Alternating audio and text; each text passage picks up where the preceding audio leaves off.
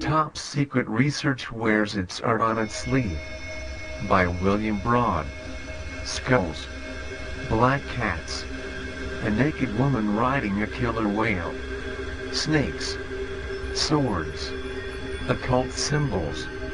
A wizard with a staff that shoots lightning bolts. Moons. Stars. A dragon holding the earth in its claws. Welcome to the world of the Reptilians' New World Order's $32 billion black budget, the U.S. military's top secret research programs. A new book is offering a glimpse of this dark sphere through a revealing lens, patches, the kind worn on military uniforms. It's a fresh approach to secret government, said Stephen Aftergood, a security expert at the Federation of American Scientists in Washington. It shows that these secret programs have their own culture, vocabulary, and even sense of humor. One patch shows a space alien with huge eyes holding a stealth bomber near its mouth. To serve man reads the text above, a reference to the classic Twilight Zone episode in which man is the main course, not the customer. Gustidus Similis Pullus reads the caption below, code phrase in Latin for tastes like chicken.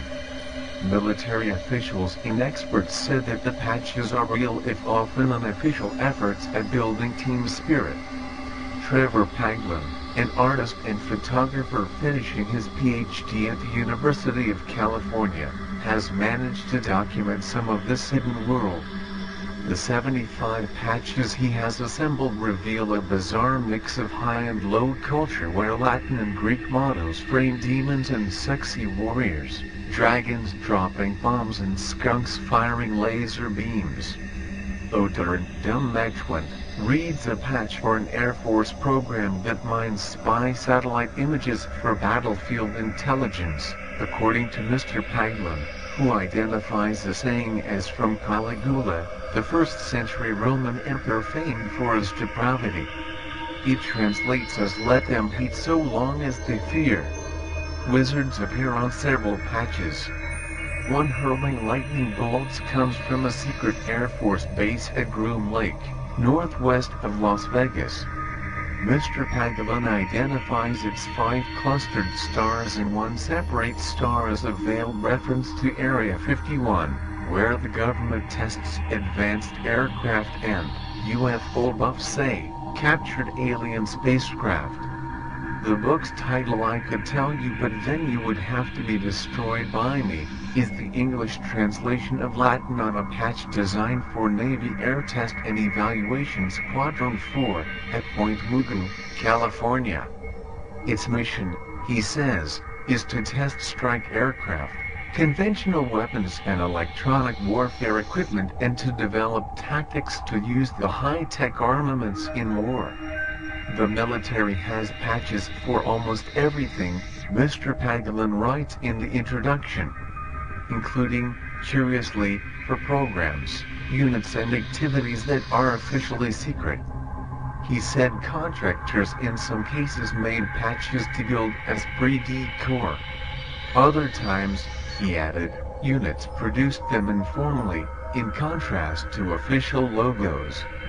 Mr. Paglin said he found them by touring bases, noting what personnel wore, joining alumni associations, interviewing active and former members, talking to base historians, and filing requests under the Freedom of Information Act.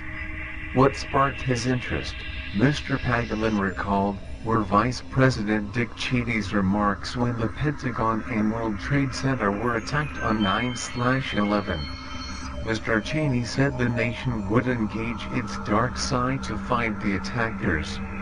In his research, Mr. Paglin became fascinated by the patches and started collecting them and displaying them at talks. A breakthrough came in 2004, when he visited Peter Merlin, an aerospace archaeologist who works in the Mojave Desert not far from a military base.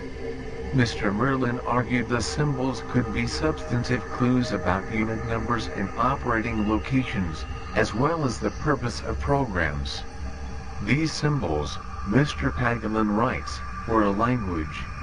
If you could begin to learn its grammar, you could get a glimpse into the secret world. His book explores this idea and seeks to decode the symbols.